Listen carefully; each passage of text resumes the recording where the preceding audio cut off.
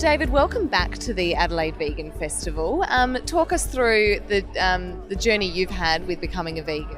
For me, as far as I'm concerned, I was born a vegan. Like if we just, it's associated with eating a plant-based diet, but for me it's more about where you're coming from inside yourself as a person and how you're connecting with the world.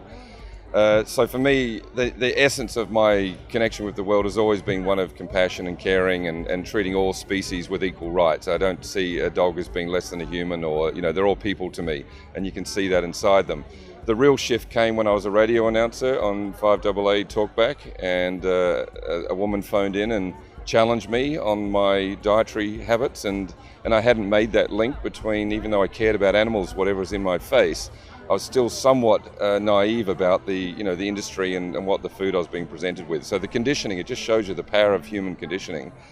And she really woke me up and gave me a real challenge about my behaviour, and I went away and thought about it. This is a long time ago now, and I became a vegetarian, and then about 8 years ago, a lot more information started coming out. Then I found out about the dairy industry and how cows are treated and the whole process there, and then it just sort of woke me up, and that was like the final wake-up call about 8 years ago, I guess, 7-8 years ago. And what's been the change for you since you've adopted those values? How have you found that's sort of changed your life? Look, like I said, the essence of me hasn't changed, but in terms of where I come from, but I've spread it out. It's like it allows you to grow as a person. So as a man, it's given me more room to grow into the world. A lot of people see it as something that shrinks your life, like you're segregating yourself from society and you're disadvantaging yourself and you're missing out on things that other people have. But in the truth, it's the opposite. You enhance your life, you enrich it, and you grow more because you're facing truths that most people don't want to face. And then when you start facing truths, the world opens up to you.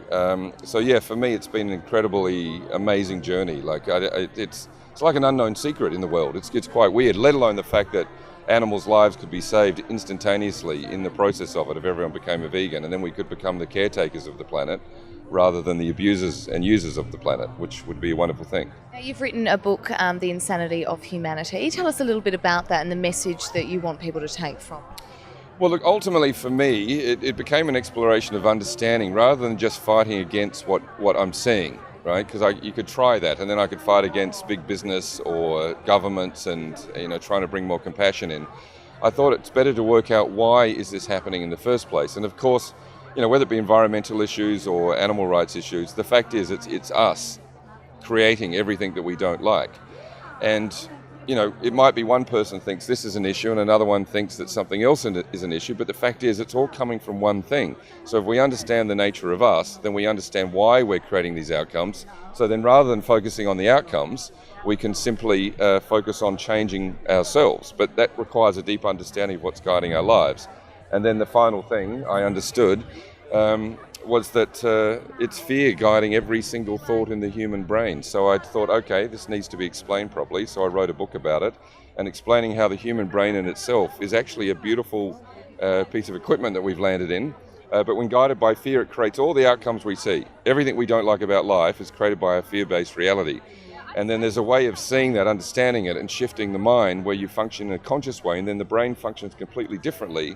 So you don't even have to teach someone to care about animals or to care for the environment. They just become more aware in the true nature of the change. So in a more conscious, truthful state, you're in a knowing space. So it takes out this insane problem-solving thing that we do, where we're very narrow and blinkered in our vision of life and everything. So the book is basically explaining all that, and it takes people on a journey to hopefully ignite the beginning of a real conversation on the planet where we start really looking at ourselves more closely, and that's the essence of it. What are some of the challenges you've come across in your journey that you've met, and how have you sort of overcome them? For me, I've been very clear about this for a long time. I wrote the book quite a while ago, and the world wasn't ready to hear it, read it, listen to it, other than a few select people that are already thinking that way. So the challenges were hard, and it required a lot of patience on my part to accept this is not about what I want. This is not about, I've got some great ideas, everyone, you've got to listen to me. It was more about being in tune with the world and being aware that, you've got to respond to what is. And so for me, it's been a process of focusing on developing myself, developing my knowledge, my ability to communicate what I know until the world is ready to hear it. And as it turns out, this is the first year I've ever felt that the world is ready to talk and listen. So they're behind me now. The challenges are down the river. I've learnt my lessons, and now I'm just ready to do whatever I've got to give to the world. And if people are prepared to listen and talk about it, then I'm here to share it.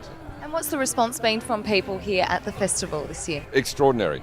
Yeah, like very different, because I'm as much as in the Insanity of Humanity, I write about the whole package of it. I'm also giving a direct response to people in the vegan movement as well. So I'm not just calling out to people that don't know about veganism to help them understand it. I'm also talking to people that are vegan and helping them see that we don't have to be victim to this. You know, we can change the world. We can do it. But each individual has to stand up and give themselves that power. But you've got to feel that there's a reason. If you hold back and feel like that this tsunami of ignorance that society is creating is too big to handle, then of course you end up being submissive to the world, and then you start negotiating with the world. And then it's like negotiating with the devil. And I'm not prepared to do that. I won't debate and I don't negotiate. I just present truth, and the truth speaks for itself. So it's my ability to articulate it clearly that where I can step in and use my skills, but the information itself is just really telling everyone what's there to be seen if we open our eyes. So that's the essence of how I've projected myself at this festival, and people are loving it. They're ready. Like they don't want wishy-washy anymore. They want straight shooting, cut through the crap, and let's get on and get real with each other. And for whatever reason, this is the first time I've seen people not shying away from that. They're actually coming towards it, which is a very encouraging sign. Very encouraging. Well, it's been wonderful to have you on board this year with the festival, and I really hope you enjoy the rest of the day. And it's great to know that your message has been well received. Yeah, thank you very much.